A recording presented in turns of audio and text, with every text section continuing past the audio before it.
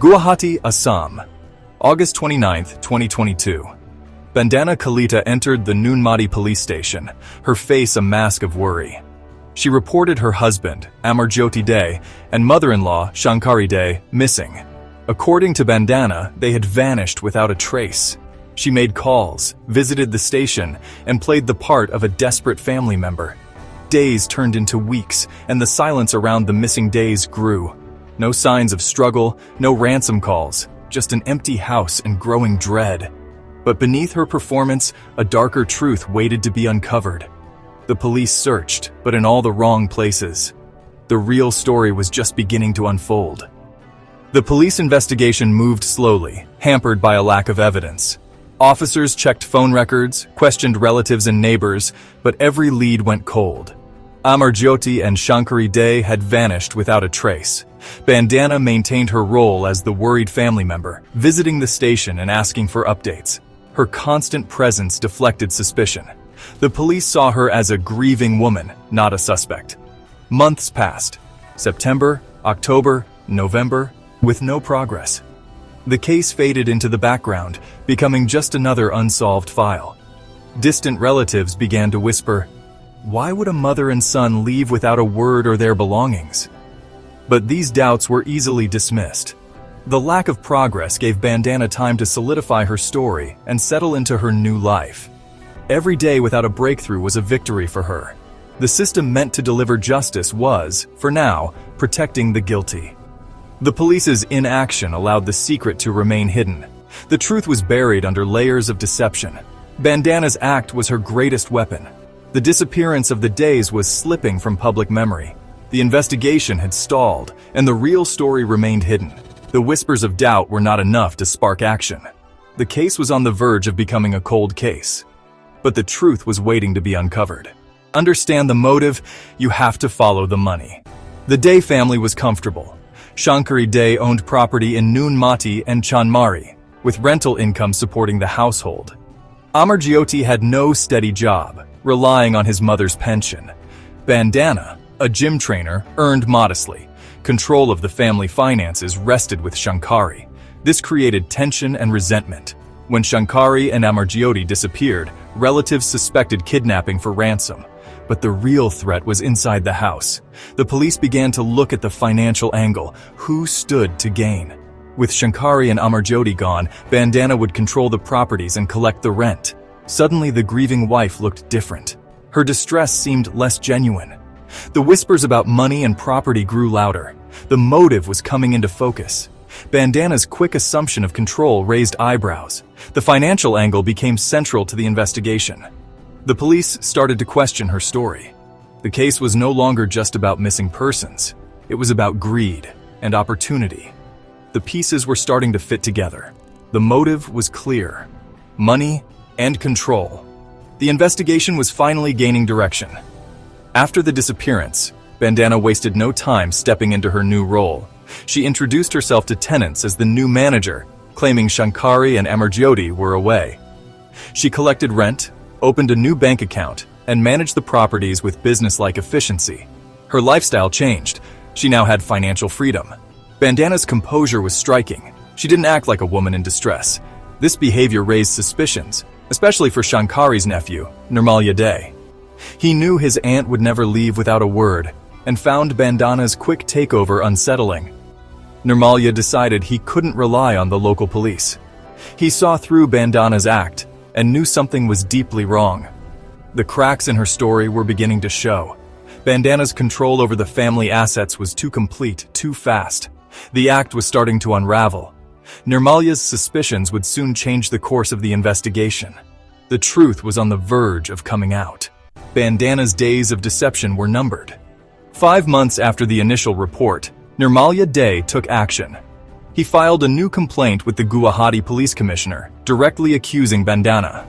He detailed his suspicions about the property and Bandana's behavior. This complaint reached senior officers, bypassing the local station.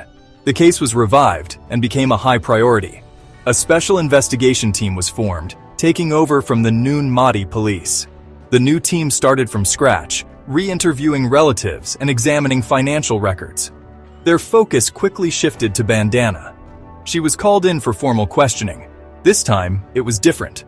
The interrogation was sharp and relentless. Investigators asked about the properties, the money, and her relationships. They scrutinized her timeline and looked for cracks in her story.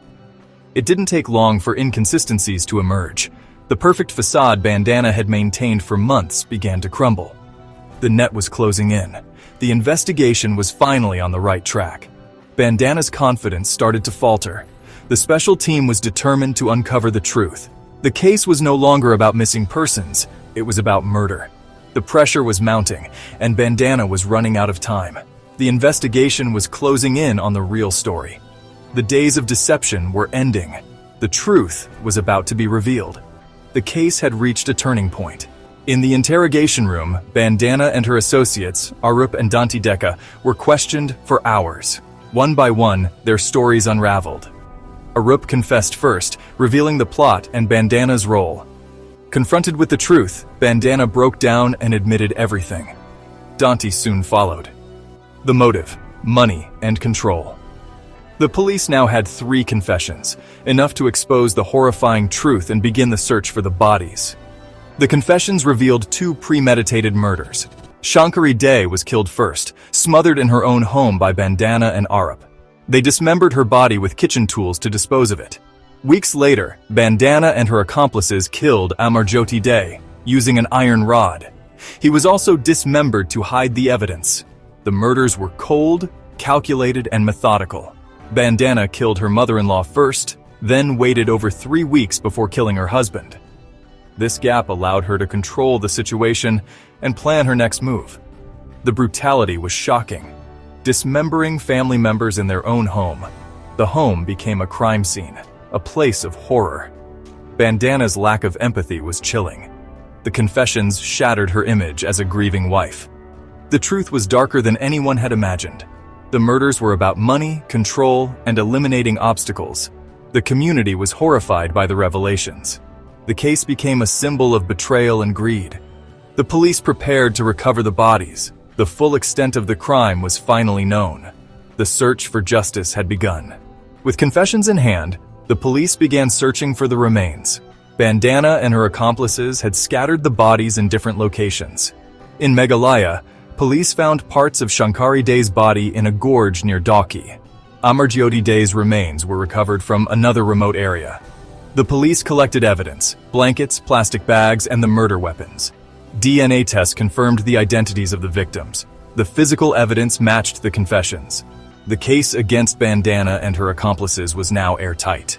The recovery of the bodies shocked the community. News reports detailed the grisly discoveries. People who once believed Bandana felt betrayed. The case became a chilling reminder of hidden evil. The search for the missing was over, but the road to justice was just beginning. The community struggled to process the horror. The police had finally uncovered the truth. The puzzle was complete. The case was ready for trial. Justice was now in the hands of the courts. The arrests were made, confessions recorded, and evidence collected.